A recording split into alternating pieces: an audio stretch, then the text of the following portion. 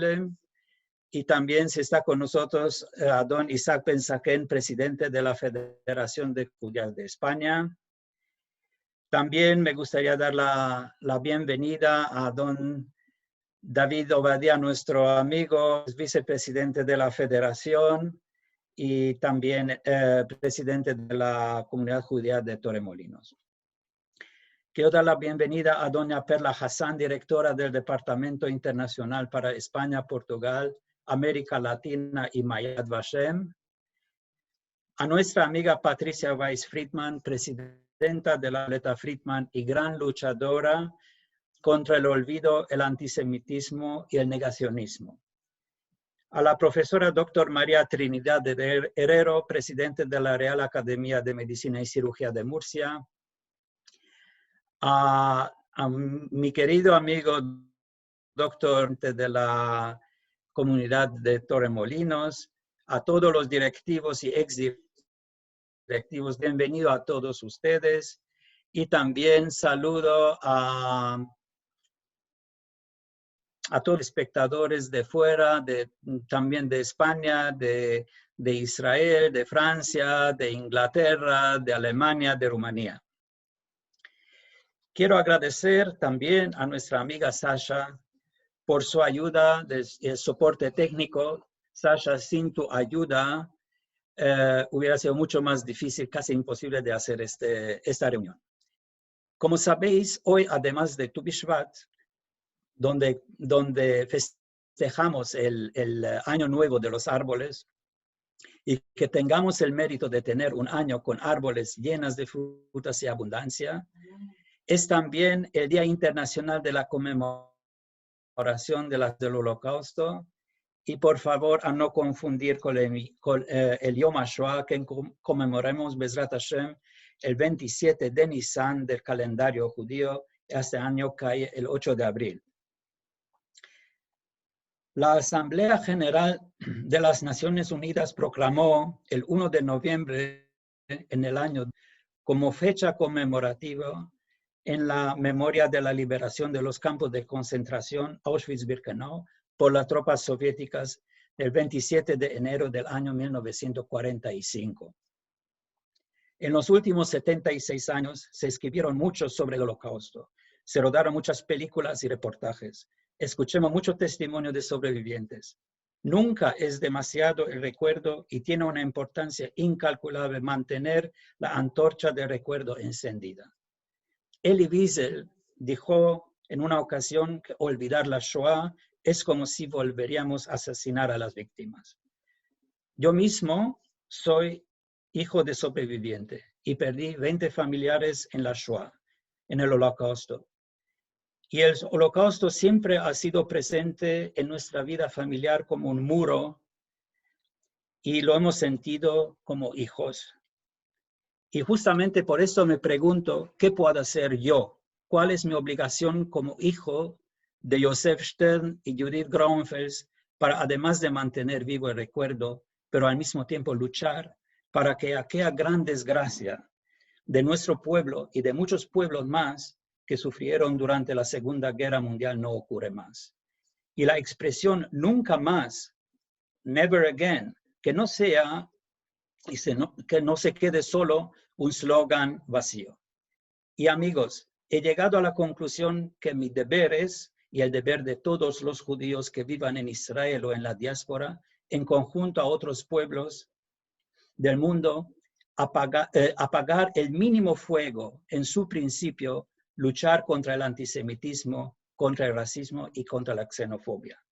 La charla de hoy estará enfocada en el fenómeno llamado genocidio. Aclararemos lo que es un genocidio, cuáles son las características, qué tiene en común la Shoah con el genocidio y con qué se diferencia la Shoah de otros genocidios. Cuáles son las primeras señales y al final cómo cada uno de nosotros podemos intentar de evitarlo. Me alegro mucho de que podemos contar con Nora, que es experta en este tema. Nora no es la primera vez con nosotros. Seguro que algunos de vosotros os acordéis de la exposición de fotografías en el Centro Pablo Picasso, aquí en Torremolinos, en el mayo del año 2019. Para todos los que no conocen a Nora Gaon, permíteme de presentarla. Nora Gaon trabajó durante 20 años en el Museo Bet Lohamei HaGetaot, la casa de los combatientes de los guetos, ubicado en la Galilea Occidental en Israel, organizando y dirigiendo seminarios y produciendo materiales educativos en castellano acerca del Holocausto. Como conferencista en foros nacionales e internacionales, tomó parte en conferencias relacionadas con el tema del Holocausto en Yad Vashem, Israel y también en España, Portugal y Sudamérica. Sus temas de investigación son la resistencia judía durante el Holocausto, con énfasis en la resistencia espiritual y el arte en el Holocausto. Su más reciente tema de investigación es la memoria, el olvido, el Holocausto. Nora, bienvenida. Quiero deciros que al final de todo podrán preguntar, escribir en el chat preguntas y Sasha leerá las preguntas y vamos a intentar, Nora o yo, contestaros. Nora, te doy la palabra. Muy bien.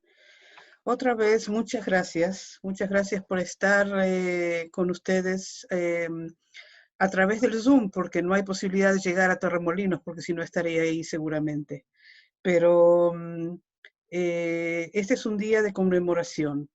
Y en este día de conmemoración vamos a tratar de enfocar el tema del Holocausto abriendo un poco el Zoom, abriendo el foco de observación. Generalmente en un día de conmemoración se habla de las víctimas, se escucha testimonios, se prende una pequeña vela en el corazón, en el alma, se trata de hablar de esa persona, de ese uno dentro de los 6 millones. Y yo justamente quiero ir al revés, quiero ir a hacer una visión macro y enfocar y hablar específicamente del tema de los genocidios en general y del tema de la Shoah, del Holocausto en particular. El tiempo que tenemos vamos a hacer dos cosas. Primero vamos a ver una película muy corta, solamente de 15 minutos, una película que se llama Vidas desperdiciadas. Esta película fue hecha en el año 2000 en Inglaterra. Lo importante de esta película es que vamos a escuchar testimonio. Vi esta película por primera vez en el museo. Escuché por primera vez un hombre de Ruanda, del genocidio de Ruanda, hablar de su memoria sobre lo que pasó. Yo escuché por primera vez un armenio decir qué es lo que pasó. Vamos a tratar de... primero vamos a ver la película. Después vamos a ver lo que esta película nos trata de decir.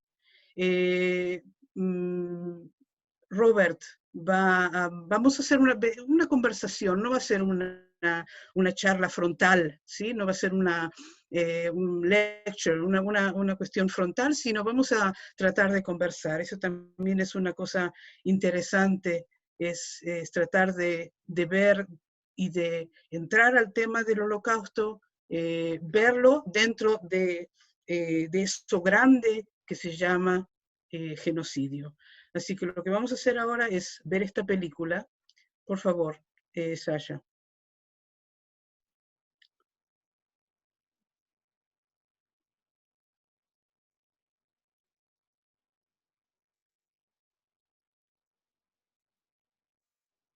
No se escucha.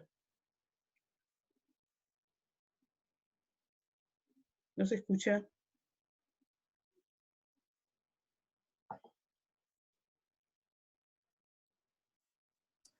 Aló, ¿no se escucha nada?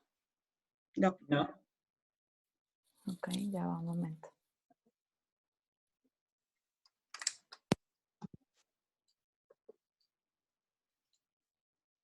A ver, me dicen si se escucha.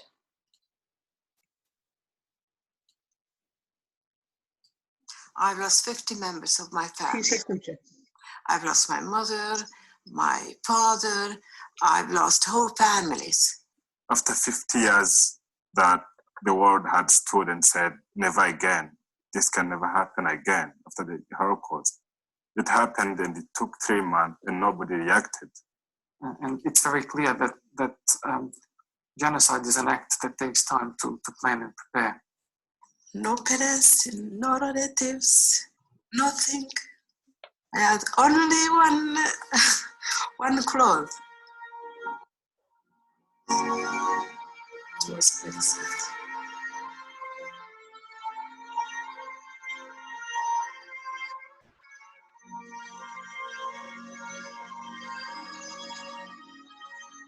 There is a scourge which has plagued the world for generations. It has no human boundaries. It respects no religious or political beliefs. Throughout the 20th century, all over the world, it has contributed to the murder of millions of innocent men, women, and children. We call it genocide.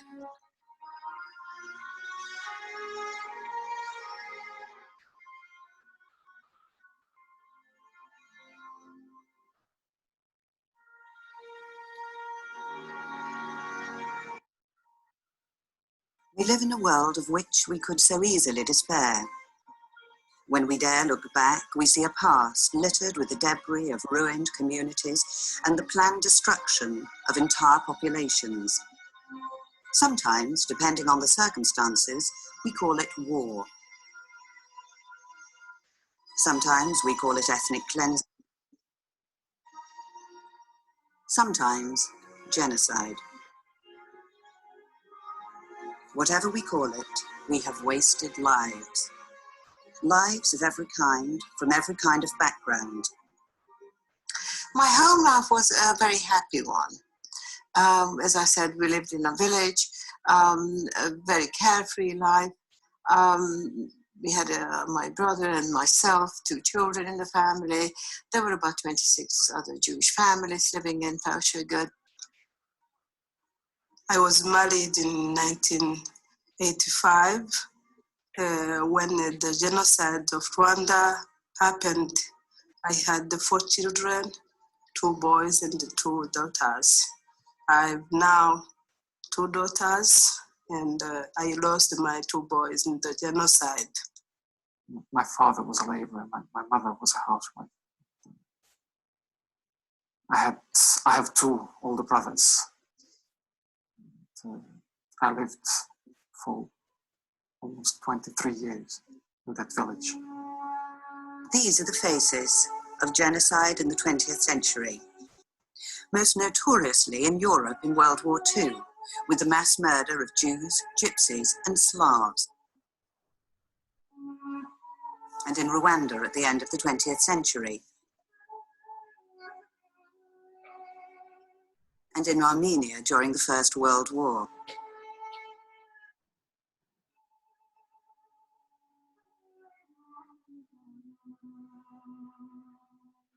In 1915, an extreme Turkish nationalist government carried out mass killings of Armenians on a scale hitherto unknown in modern times. Early victims were professional people and intellectuals. This was followed by shootings, and finally the rounding up and deportation of helpless women and children who were banished to the Syrian desert, where they died of starvation, thirst, or simply of exhaustion. Harit Univasian, in the center of this picture, was 7 years old when the massacre began. All my relatives, all our relatives, all my aunts, uncles and so on, they were deported to Deir Zor and they were massacred there in Deir Zor. Every other night almost, there's a nightmare of those things that happen. Because I was born in Marash, I saw there as a child people who were hanged, different corners. If I were to go there, I could point to the place where I saw people who were hanged.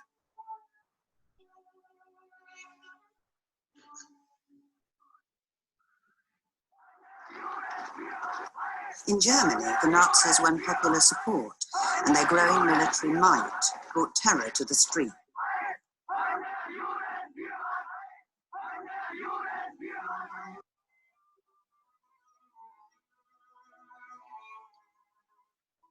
The Nazis' racial laws stripped the Jews of their citizenship, livelihoods, and every vestige of human dignity. With Europe convulsed by war, Nazi racial policy became the most organized, widespread, and complete genocide of all time.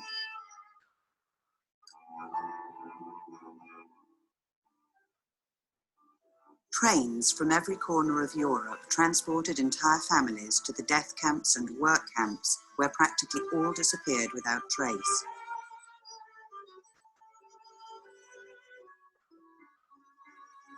Those who survived are scarred by their ordeal for all time.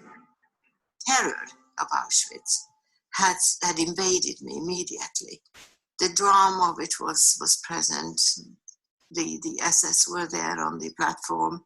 The dogs were there, shouting and screaming, and the selection took place immediately. I was selected to go to a different queue from my mother, and the young children and the elderly were taken to the gas chamber. So that immediately had made me realize that this is outside humanity.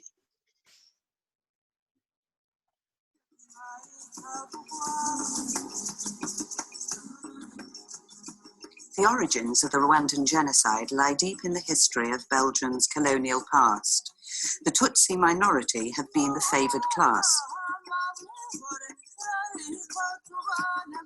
When conflict came, the Hutus waged revenge with determined ferocity. But in every other way, it was a planned and sophisticated operation.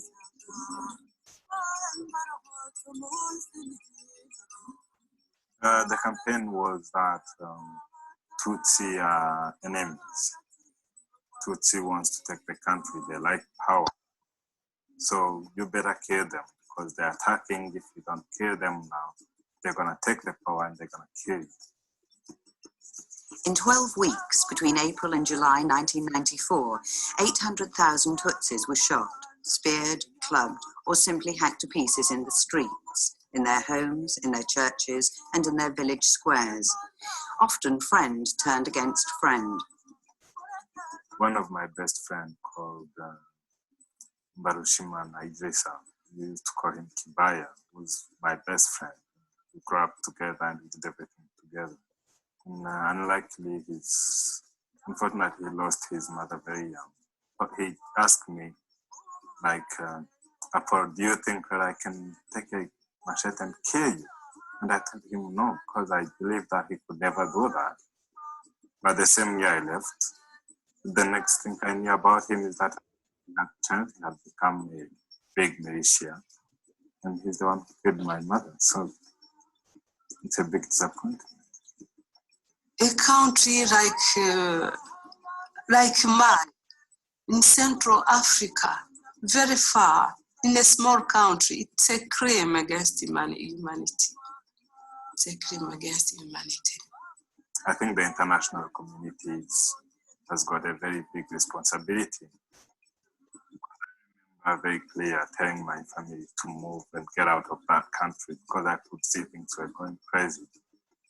But they believe that the UNAMIR was there, the UN was there to protect them. Once again, as in the years preceding the Second World War, the international community failed to respond.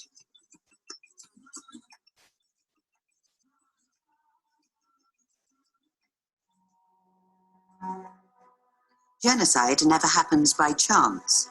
It was planned and coordinated. There is always a path to genocide. Each time the path is different, but its similarities are stark and its consequences equally. Take, for instance, what has happened in former Yugoslavia. By the time there was intervention, most of the people were killed. And so unless something happens long before that happens, innocent people will die.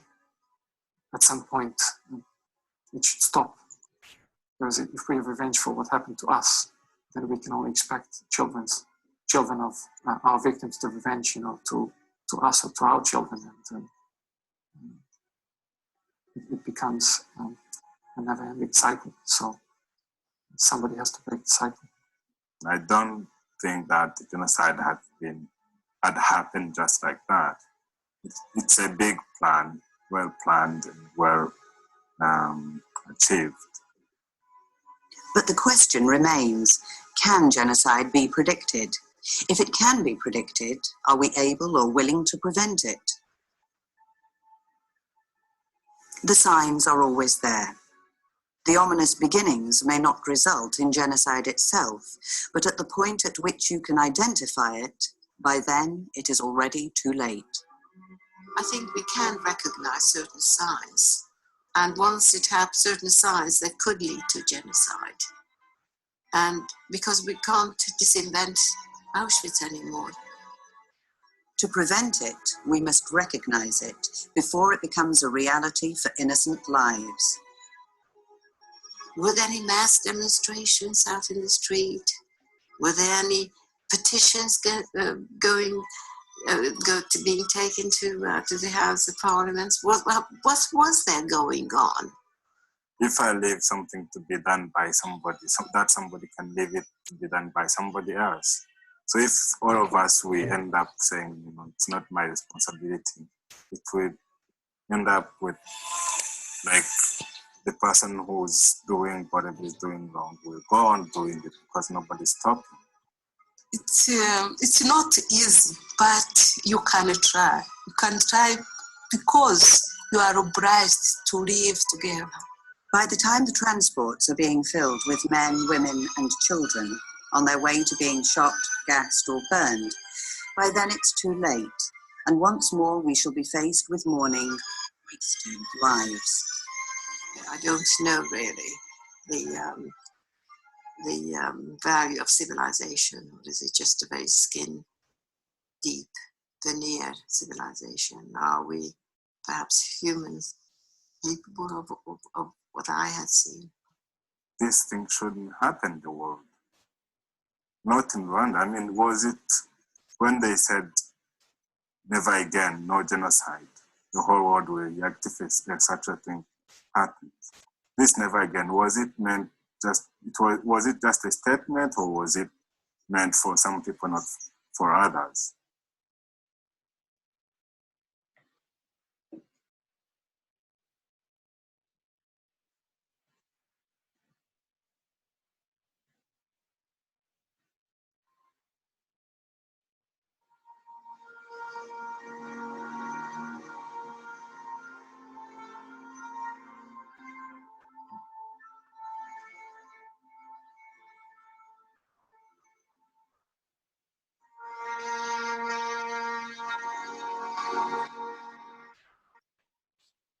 Hola, ¿no?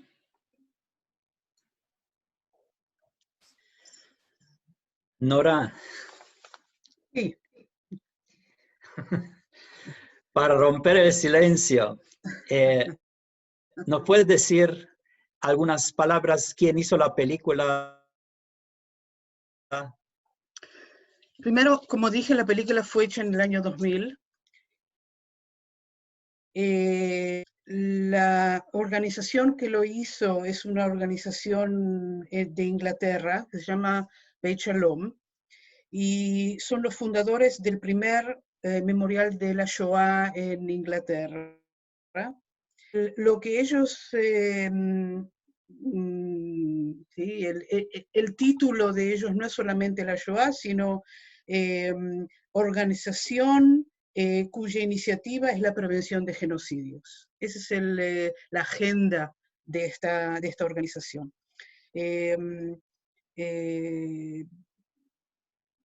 Esta película fue mostrada en distintos lugares, y en Inglaterra, en Londres, hicieron una exposición con las fotos más importantes de esta película. Hablamos de la Shoah, del Holocausto. Hemos visto otros ejemplos de genocidios. Hablamos de genocidio, pero ¿qué es exactamente cuando nos referimos a genocidio? Yo quisiera decir dos palabras antes, porque esta es una palabra que surge tarde, surge en 1948. Como concepto existe, pero como concepto de diferente a guerra, diferente a genocidio, es algo que surge primero la palabra genocidio, la idea, un experto en derecho polaco que se llamó Rafael Lemkin. Después de ver lo que pasó en Armenia en el tiempo de la Primera Guerra Mundial, ¿sí? Cuando los turcos matan a cantidades de armenios, él llevó la idea de diferenciar entre lo que es guerra y lo que es matanza y lo que es genocidio. O sea que, para ser clara, quiero decir exactamente qué es lo que es. Primero, el genocidio, la comunidad internacional definió en la Convención para la Prevención y Sanción del Delito de Genocidio, que se adoptó el 9 de diciembre de 1948. ¿Cuáles son los artículos?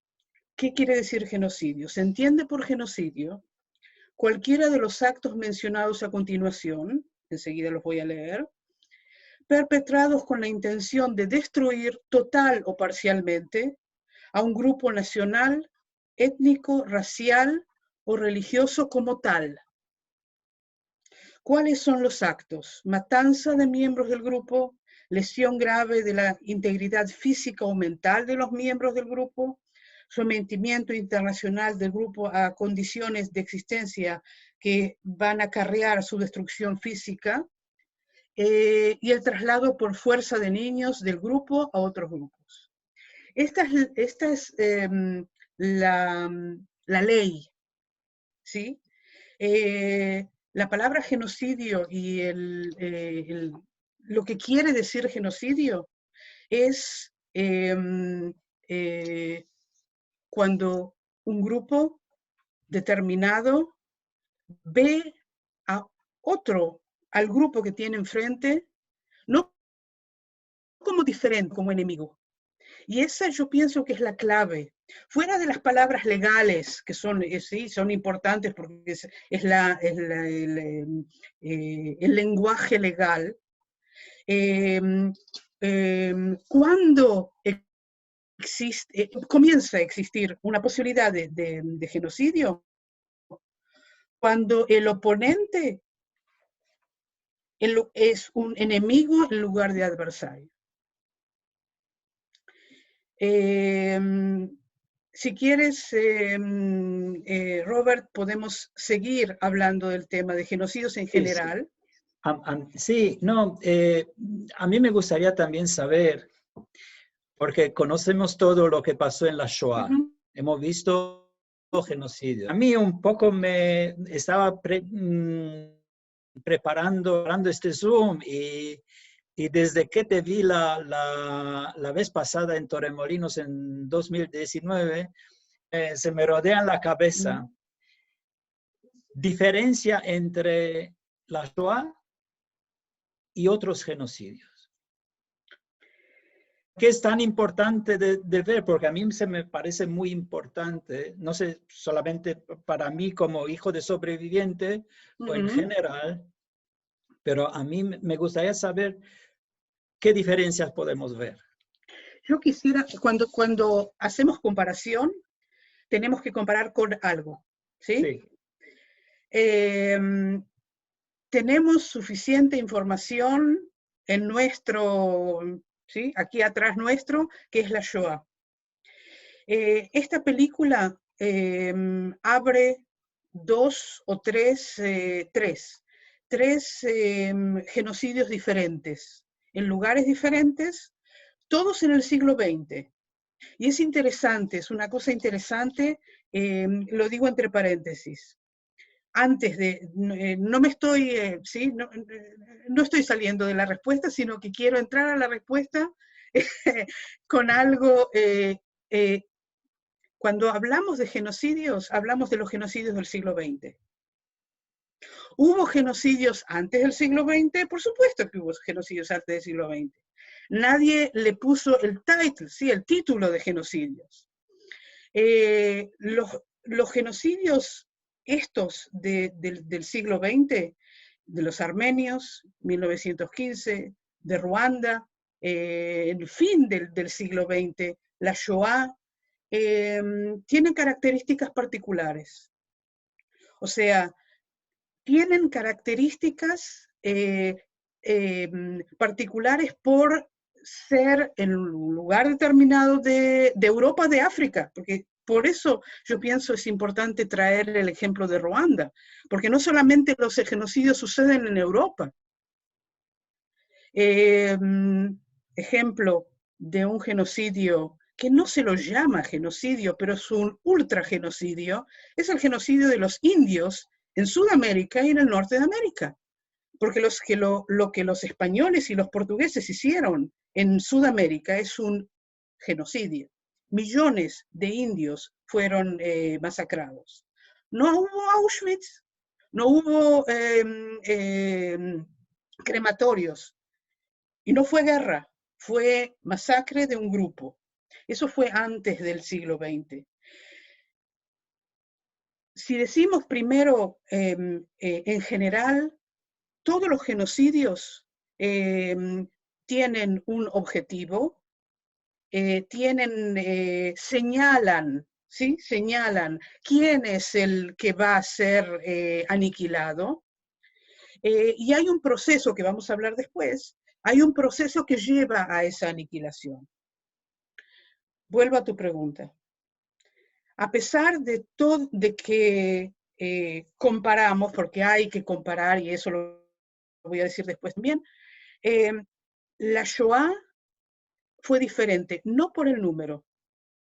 El número de 6 millones, que todos sabemos que no es un número exacto, pero es lo más cercano, así. No hubo genocidios en el siglo XX de tanta cantidad de personas. Entre el genocidio de Ruanda y el genocidio de Armenia y la Shoah, es la industrialización de la muerte.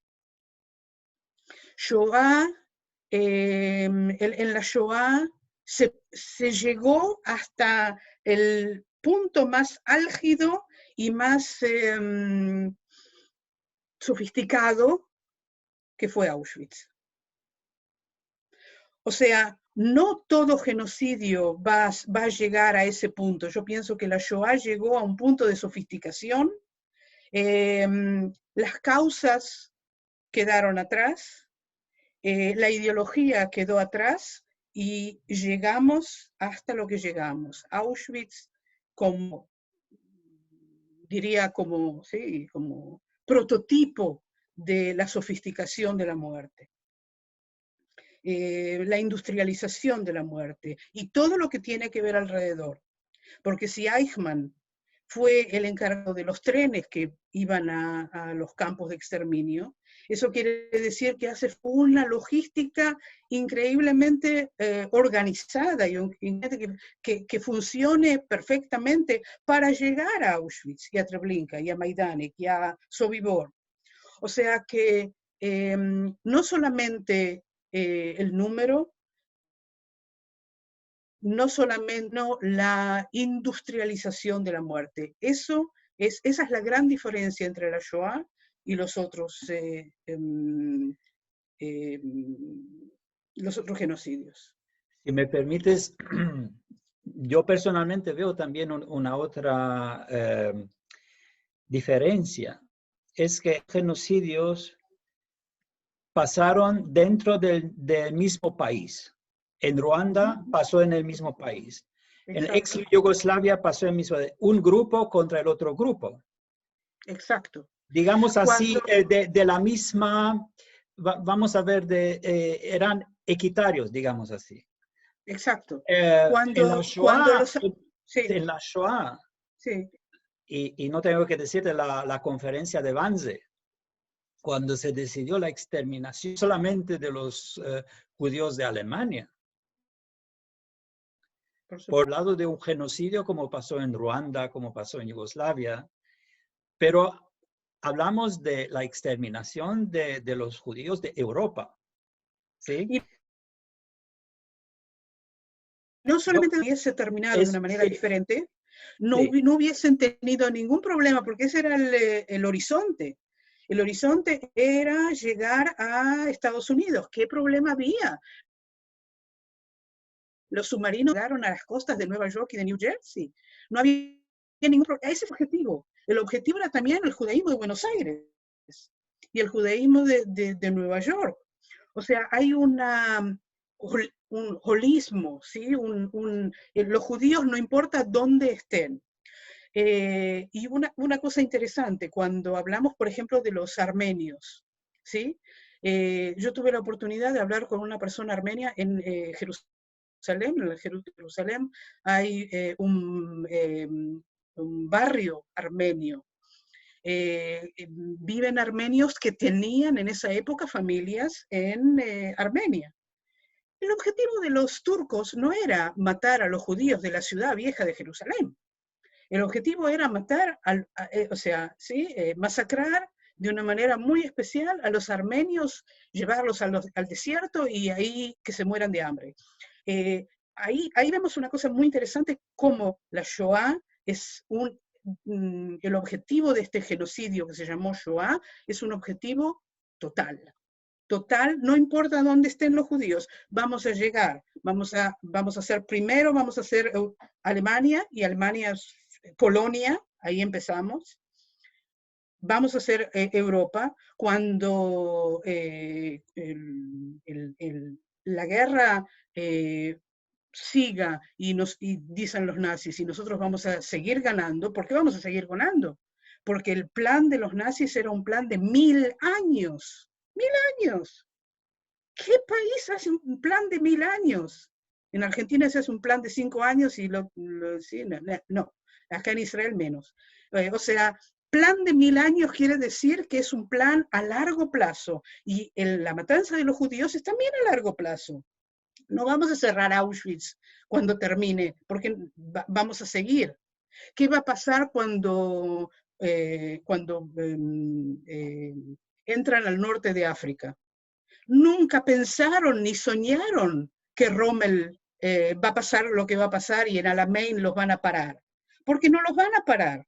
Ese no era el objetivo. El objetivo era que los judíos de Casablanca y los judíos de todo el norte de África, el judaísmo del norte de África estaba dentro del objetivo, no de llevarlos a Auschwitz, pero del objetivo de masacrarlos junto con todos los judíos. Así que es exactamente lo que tú dices, sí. Como hemos visto, y también la experiencia, y también de lo que lo he leído, y lo que me contó mi padre y también mi tía, era que era todo un proceso. Todo genocidio tiene un proceso. Exacto. Según tu experiencia, según tus estudios, ¿cuáles son los señales que nos permiten anticipar que estamos en un estado de genocida? Porque no es un proceso que viene de un día al otro, sino el Shoah empezó prácticamente después del 33, cuando Hitler subió y sus tropas, y culminó en el año 44, cuando también, por ejemplo, mi padre fue deportado y en masa. Entonces era todo un proceso. ¿Me puedes decir algo sobre esto? Yo diría, si me permites, Robert, yo iría un poco más atrás, porque el proceso de genocidio, sí, empezó en el 33, en fin de enero del 33, pero el proceso que lleva a genocidio, hay que ver también los signos de advertencia en un Estado que pueden ser signos que comiencen un genocidio y que después lleguemos a Auschwitz. O sea, hay signos de advertencia, 1, 2, 3 signos de advertencia en un proceso democrático. Parece democrático. Pero cuando hay, por ejemplo, distorsiones en el sistema legal,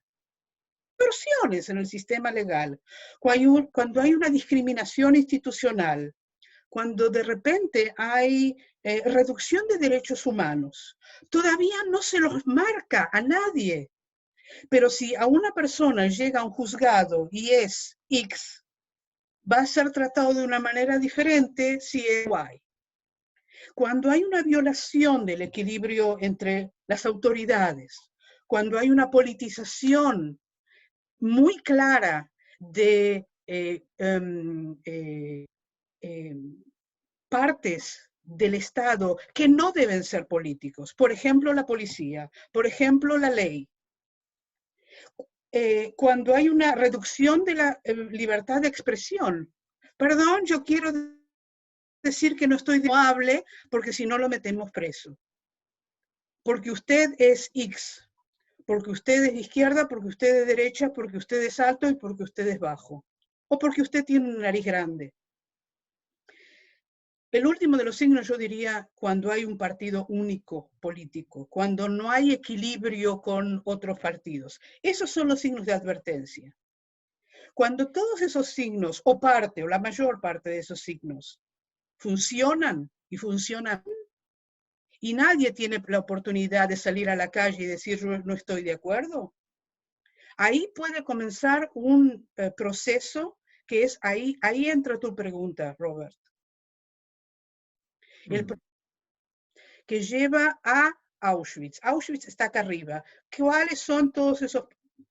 La Shoah no empezó de un día para el otro. Cuando Hitler subió al poder en el 33, él subió al poder en el 33, en enero del 33, ¿cuándo se abre el primer campo de concentración en Alemania para disidentes de Estado? En marzo del 33. ¡Rápido! Muy rápido, porque no hace falta la ley. Está, hay que hacerlo, dentro de 2 meses lo hacemos. Ahí comienza ese proceso. Y salir a la guerra en una situación económica deteriorada totalmente, como estaba la situación económica de España, la situación económica de Alemania, como consecuencia de la Primera Guerra, ellos necesitaban una guerra, la guerra era la solución, y eso me da a mí escalofrío, pero cuando digo que la guerra es la solución, para Alemania era la solución, y muy rápido, esas dos, la guerra que va a empezar en el 39, subieron al 33, necesita un tiempo de preparación para la guerra.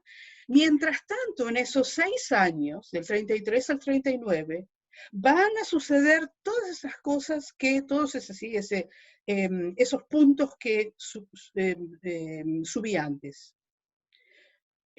No va a haber más derechos, los judíos, las leyes de Nuremberg, van a fijarse 4 generaciones atrás quién es judío para. Eso es una de los sí. O sea, estamos hablando de algo que fue cocinado, entre comillas, muy, muy despacio. Mientras tanto, hubo judíos alemanes que salieron de Alemania. La familia de Ana Frank son judíos alemanes que llegaron a Ámsterdam. Porque en Holanda nunca va a pasar una cosa así. Por supuesto que nunca va a pasar una cosa así. Hasta que los alemanes en mayo del 40 entren a Alemania, a Holanda. O sea que todo sí. es un proceso.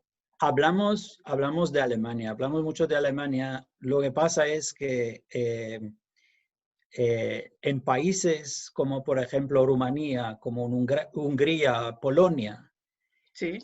Eso ha encontrado un terreno muy fértil para este proceso. Y yo digo que sin la ayuda de la población, de una parte de la población, haz de shalom, no quiero decir de que todo, porque conozco muchos casos que no han sido así, pero de una parte de la población, hubiera sido mucho más difícil o casi imposible de llegar a esta magnitud de la Shoah. Y ahí quiero hacer un poco una entrada al tema del antisemitismo. Puede ser el antisemitismo en sus matices, que sea un antisemitismo religioso, un antisemitismo racial, un antisemitismo antisionista. Puede ser una advertencia para una Shoah en el día de hoy. ¿Y qué actualidad tiene eso para ti?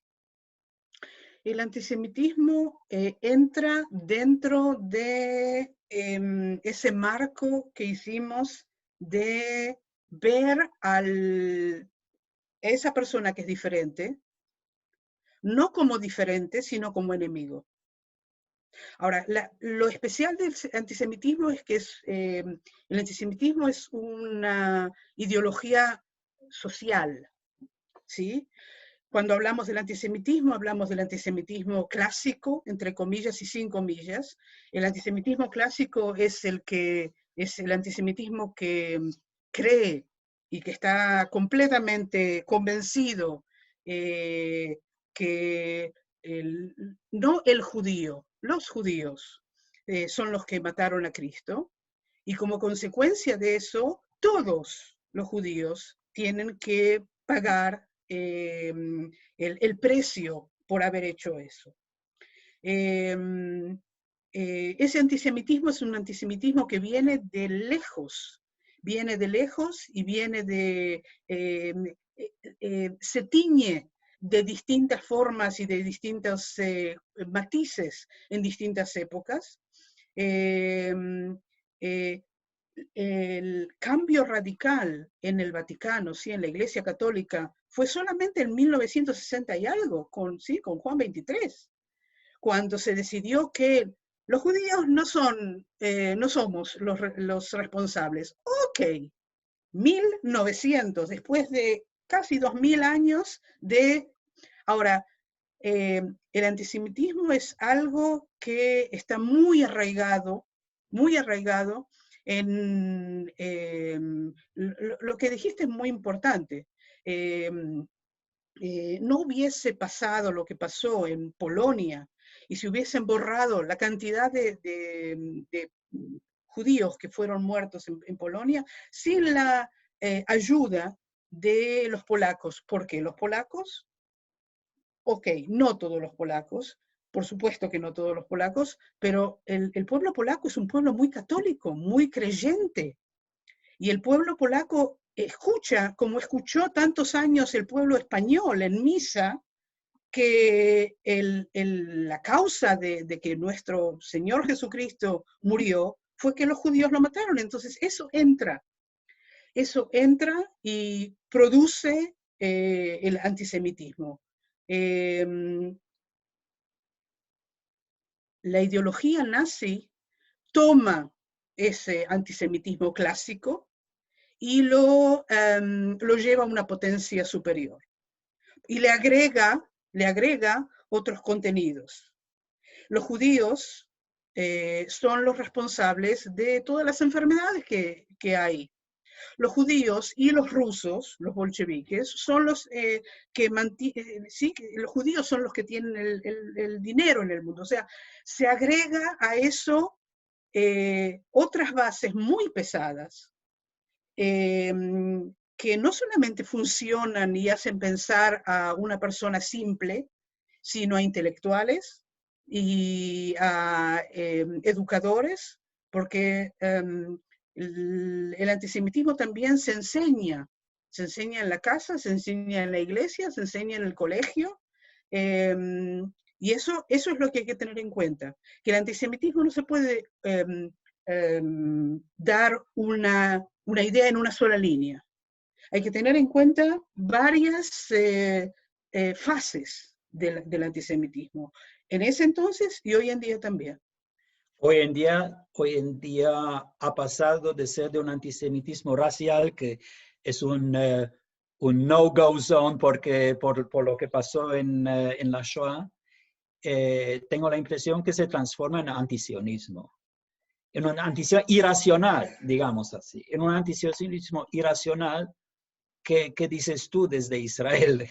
¿Cómo ves tú esto? Yo pienso que hay que dividir el no estar de acuerdo con lo que pasa en Israel.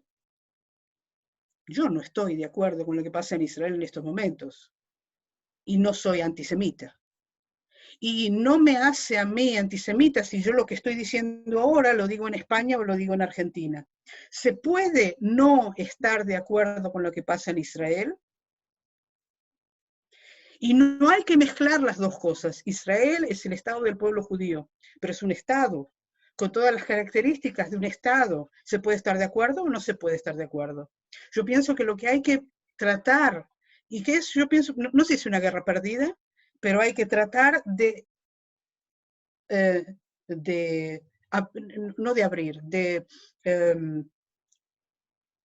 no mezclar las dos cosas. Antisionismo hoy en día es, sí hay gente que dice, antisionismo es antijudaísmo, es antisionismo, es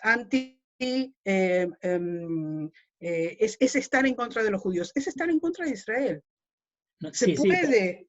Se nota que vives en Israel. Se nota que vives en Israel, porque aquí quiero decirte que la experiencia que hago yo aquí en Europa es que estoy de acuerdo perfectamente. Tú puedes estar de acuerdo con lo que pasa en Israel, que seas israelí o que seas judío en la diáspora, en el Galut, claramente.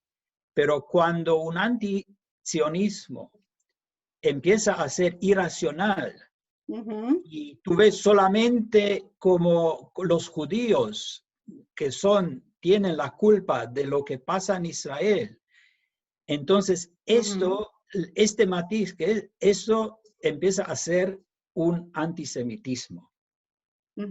Y eso es lo que pasa. Eso es el problema, es un problema de cómo se ve y cómo se vive.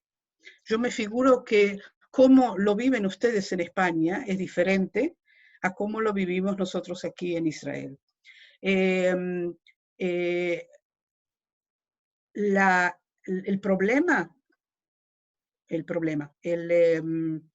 Pienso que el error es esa conjunción de decir, ¿sí? No estoy de acuerdo con lo que pasa en Israel, quiere decir que estoy en contra de los judíos.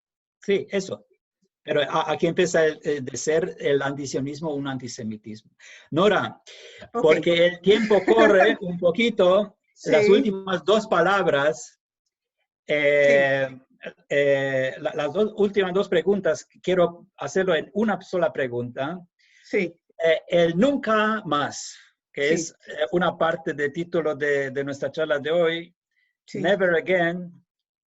¿Qué hacer para que de un slogan llegue a ser una realidad?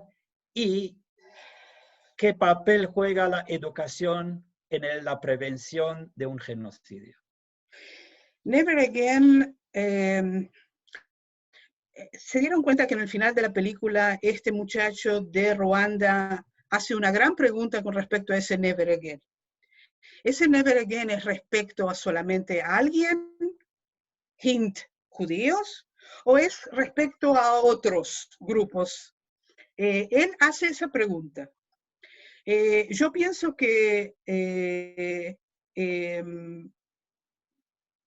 cuando preguntamos una pregunta que ¿la Shoah puede volver a pasar? Por supuesto que puede volver a pasar. Puede volver a pasar con Israel y el ejército más fuerte del mundo que tiene Israel. No va a ser. Una Shoah puede llegar porque, ¿por qué?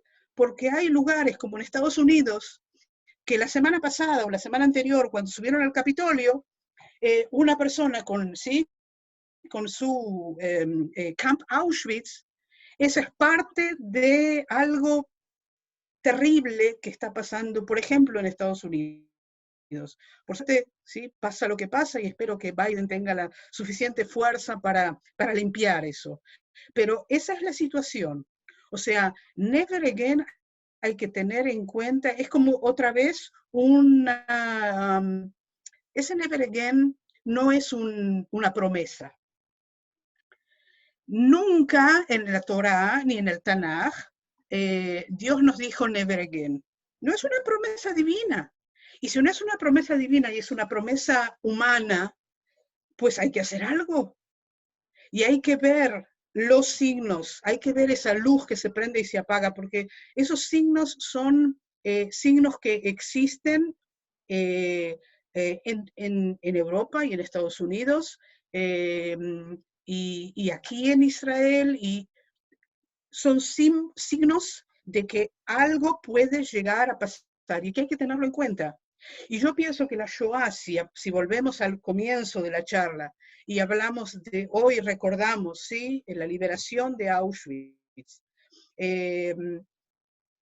para que eso no suceda, para que Auschwitz, como se dice, ¿sí?, como dicen en la película, cuando lleguemos a Auschwitz ya va a ser muy tarde.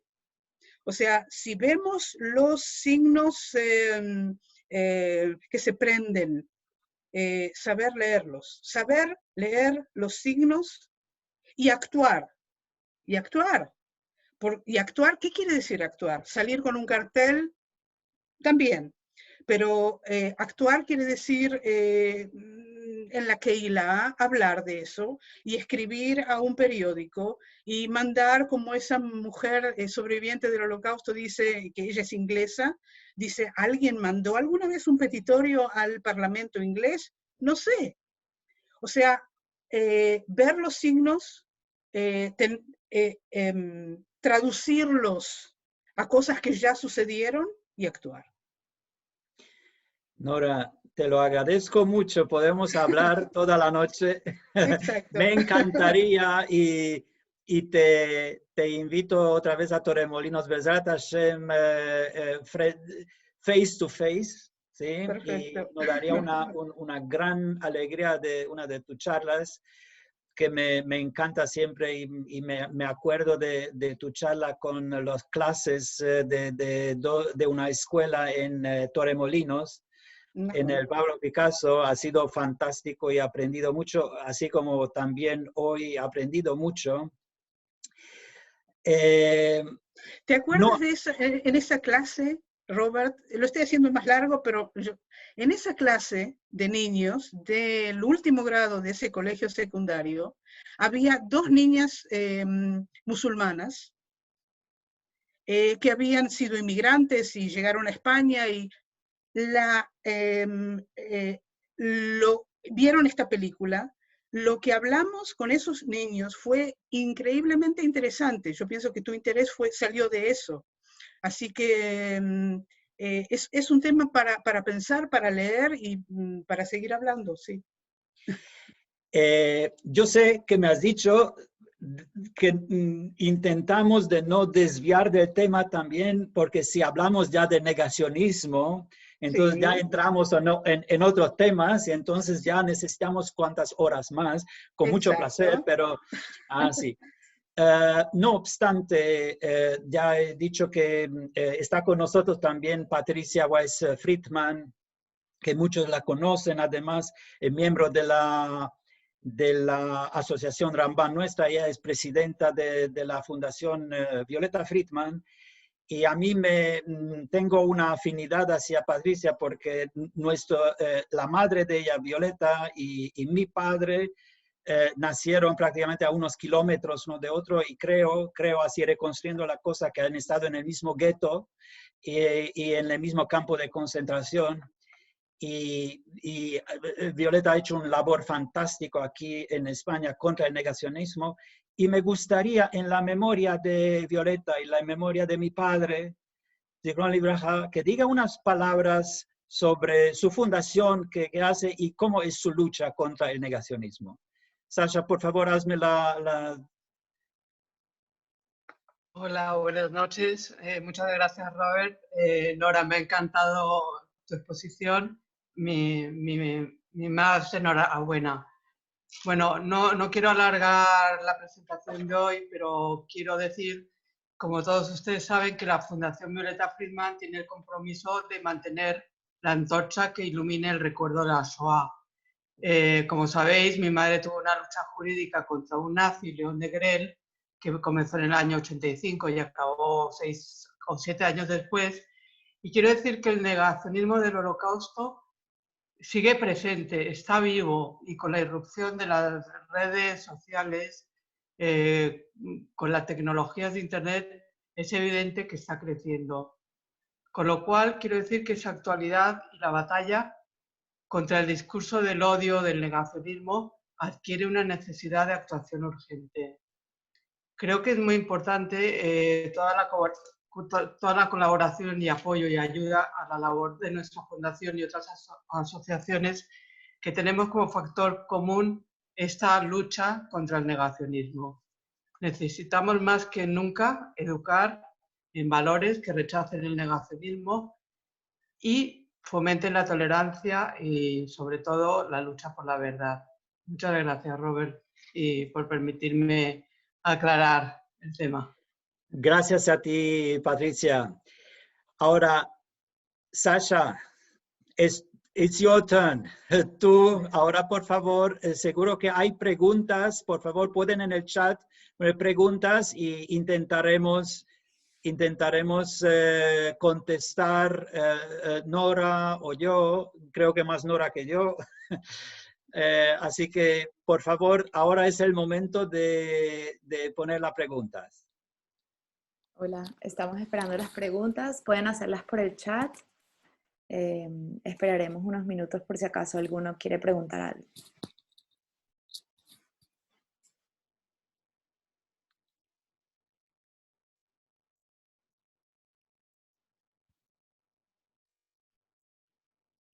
Bueno, puedo leer algunas cositas que han surgido en el chat si quieres, Robert. Sí. A ver, dice, yo diferencio entre antisemitismo y antijudaísmo, pues no es lo mismo, dice Abraham Barchilón. Mimi dice, hoy escuché algo muy bueno, hay que decir recordar para reaccionar. Mimi de Argentina. Cali Levi Naón dice educar. Excelente los dos, gracias por la charla. Muy interesante, gracias Robert por esta iniciativa. Bueno, a ver si hay alguna pregunta. Yo diría, sí. Acá hay algo. Bueno, podríamos decir que otros genocidios han sido por motivos políticos y económicos, dice Patricia. Y Roberto Suazo dice, soy sefardí y residente en Estados Unidos. ¿Qué estrategias surgieron en relación a la educación contra el antisemitismo en una nación que está sufriendo los estragos del movimiento blanco supremacista? Nora, ¿puedes? ¿Qué es lo que hace Estados Unidos por eso?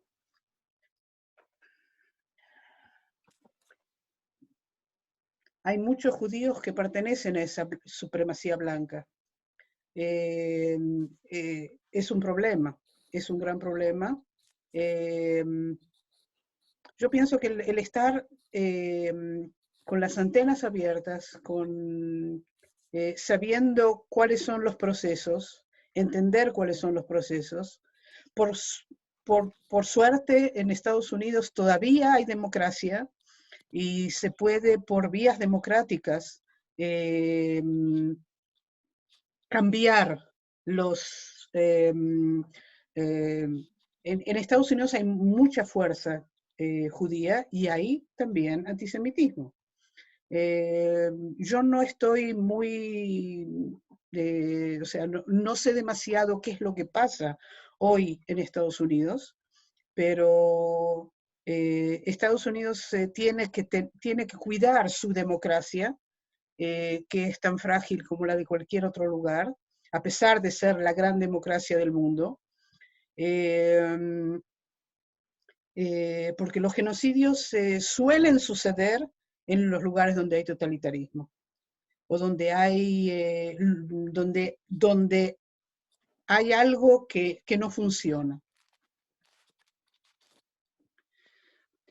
Ok, creo que también es interesante lo que dijo Abraham Barchilón de Palma de Mallorca, es que ¿cuál es la diferencia, que hay diferencia entre antisemitismo y antijudaísmo?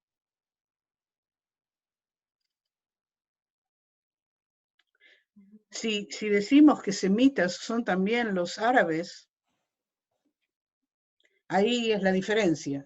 Antijudaísmo, la palabra antisemitismo es una generalización.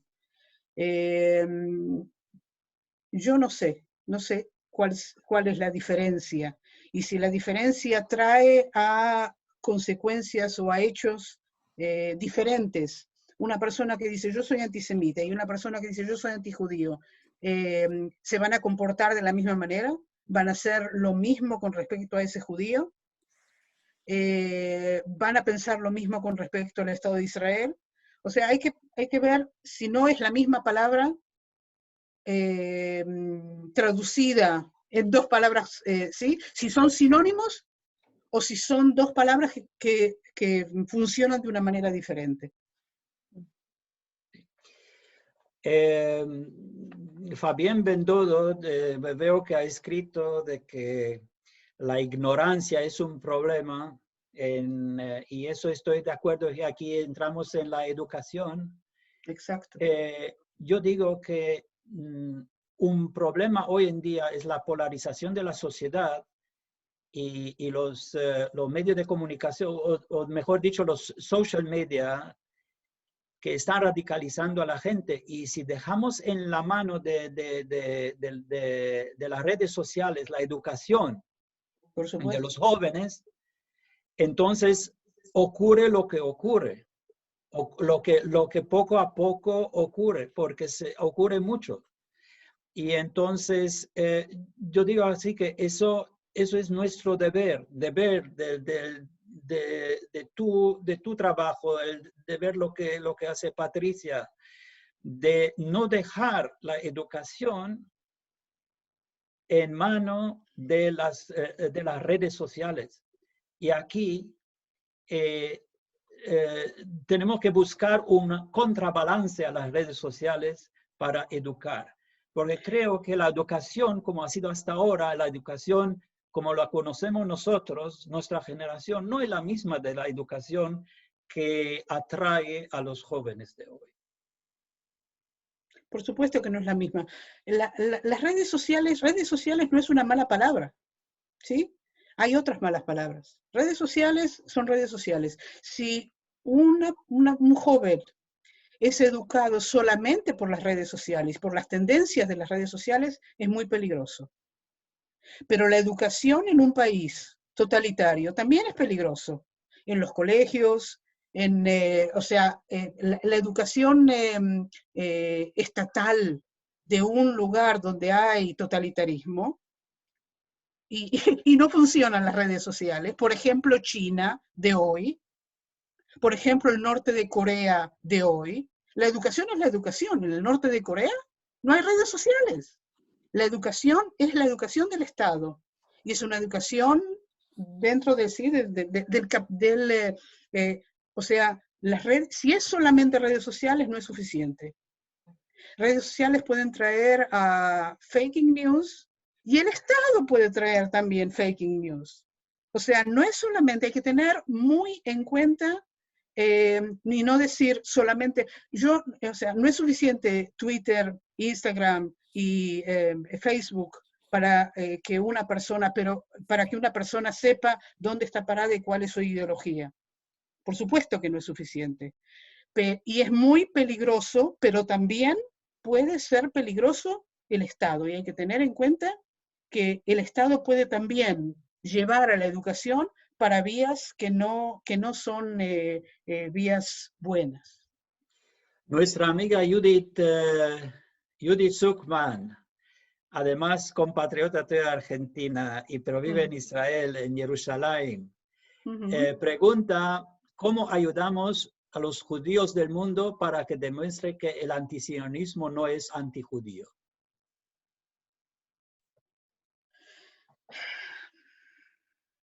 Es un problema. ¿Quién ayuda? ¿La agencia judía? ¿El Estado de Israel con su propaganda en el mundo?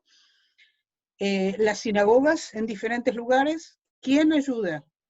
O sea, los gobiernos de los lugares, de diferentes países, con su apoyo o no apoyo a Israel. Yo pienso que hay que tener en cuenta todo. No es suficiente, y eso lo dije y lo digo otra vez, o sea, no es suficiente que venga un sheliach o alguien de la agencia judía y me cuente que Israel es un paraíso. Es un paraíso, pero, o sea, que hay que tener muy en cuenta esa explicación en el mundo. Hay que tener, yo pienso, lo que yo haría es una posibilidad de que esa educación, de que sí, cuando veo que hay preguntarse y hacerlo críticamente. No lavado de cerebro, no. Yo pienso que hay que tener en cuenta que es imposible salvar al pueblo judío. Hay que educar, hay que hablar del tema del holocausto, de los problemas de Israel hoy, y viendo diferentes puntos de vista, no solamente un punto de vista. Pienso que es la única manera. No sé qué pasó con Robert. Creo que se salió.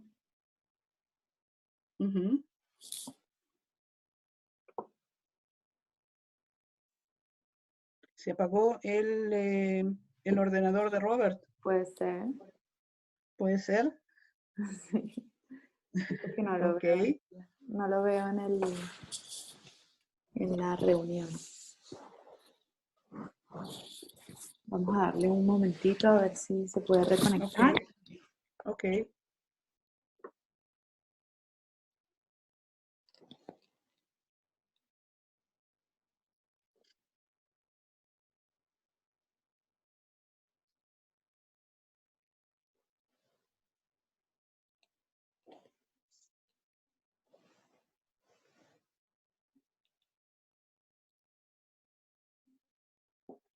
Lo que sé es que ahora Sara Sabá va a encender una vela.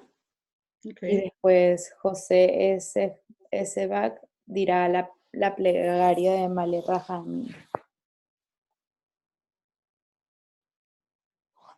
Ya está intentando entrar otra vez. Un momentito.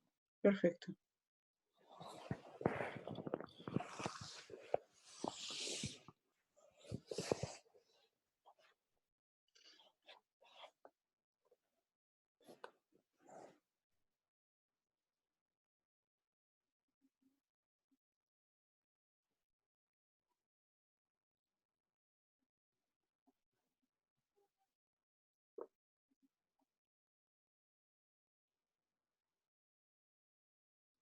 Sasha, ¿tienes contacto con Robert? Sí, me dijo que se le salió del programa y que está intentando entrar otra vez. Por favor, Okay. unos minutitos de paciencia para que Okay. Robert pueda reconectarse. Perfecto.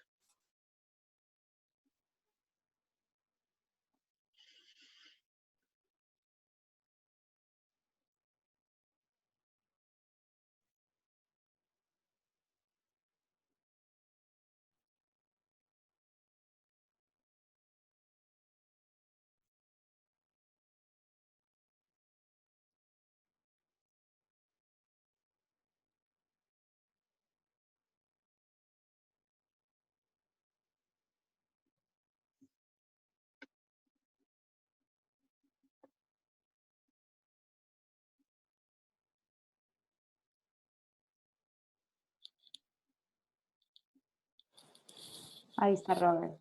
Ya llegó Robert otra vez. Muy bien. A ver.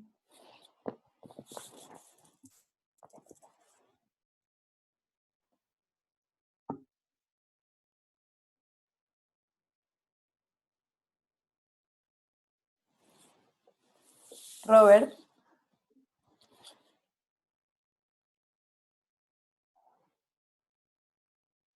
Hola, Hola. ¿se me ve? Perfectamente. Ah, sí. Bueno, tenía que conectarme con mi iPad porque por lo visto, mi ordenador ha tenido un problema. Bueno, ¿me puedes traer en primera imagen, Sasha? Estás en Sí, primera estás. imagen. Estás. Perfecto. Perfecto. Disculpa, no sé qué pasó, pero la técnica se me desconectó el Zoom. No hay problema. Bueno, pasamos porque ya hemos visto las preguntas y me gustaría dar ahora la posibilidad de que nuestra amiga y la vicepresidenta Sara encienda, por favor, la vela en la memoria de las víctimas de la Shoah. Sara, Ya ¿se le ve? he solicitado para que active el audio, pero todavía no me ha... Robert, no tengo... ¿Sí? Ah, ¿me escucháis? ¿Me escucháis? Sí, pero no ¿Me te vemos. escucháis? Ya la ¿No me van a ver. ves? Un ¿No momentito. me ves? ¿No me ves? Estaba ahora mismo, pero no sé por qué. ¿Me escucháis? ¿Me Ahí escucháis? está, ahí está. Ahí estás, ahí estás. Ya. Pongo el teléfono. Para mí es muy emocionante. Siempre esto yo lo recuerdo desde pequeña con muchísima emoción y que esto sea para que nunca olvidemos lo que ocurrió, ni nosotros ni nuestros descendientes, como así me lo hicieron saber desde que he nacido.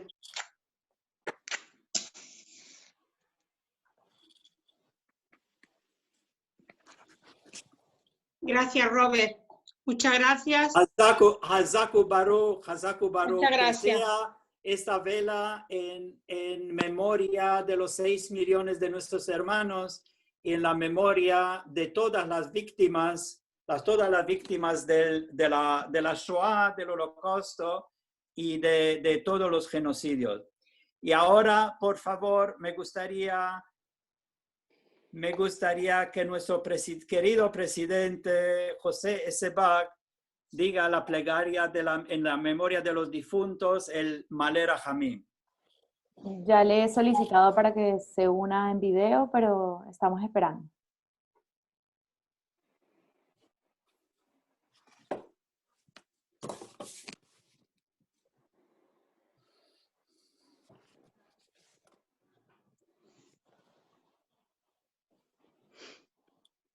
Ahí va. Ahora el video. Igual nos...